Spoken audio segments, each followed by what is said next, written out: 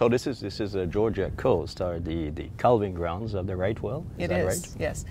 And the whales usually arrive in mid-November, and they stay until the end of March. And at that time, you know, these are pregnant females that have just swam 2,000 miles from their feeding grounds off the Newfoundland and the northeastern United States. And so they come down here ready to burst, literally, and they like our waters down here. We assume because of the temperatures. Our water temperatures during the winter time are just about as warm as the temperatures in the summertime off the northeastern coast. So, you know, mama has about 3 feet of blubber, and baby has a couple of centimeters of blubber, so our waters are about the happy medium. Not too hot for mama, but not too cold for baby. Now, the North Atlantic right whale is probably the most endangered, probably the rarest of the large marine mammals that we have on the eastern seaboard.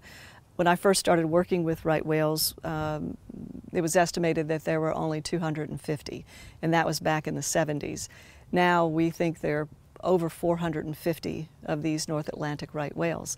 Unfortunately, what we find are that the pregnant females that swim the 2,000 miles, you know, they're literally ready to give birth, some of them are entangled, so they have not only swam 2,000 miles pregnant, but they're towing this fishing line or fishing gear, which, you know, that has to be incredibly arduous to swim with that kind of drag on you. When you have a population that is, you know, low to begin with, 450 members in a population, and when you consider that the whales have a low fecundity rate, you know, very low birth rate. They only give birth every 5 years or so. And so, you know, maybe if all goes well for a female, she may, you know, 5 calves in her lifetime, maybe 6 if she's lucky. So the loss of any one individual is very significant.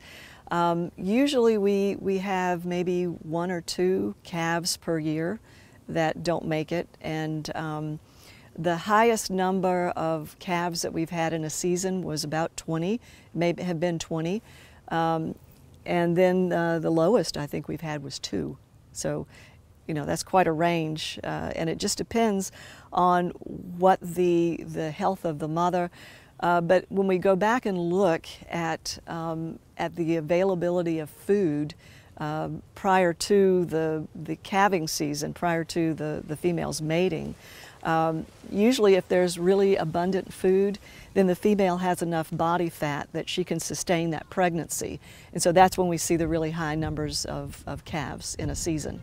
You know, if the females aren't eating well, they're not going to be able to sustain that fetus, that zygote to full term.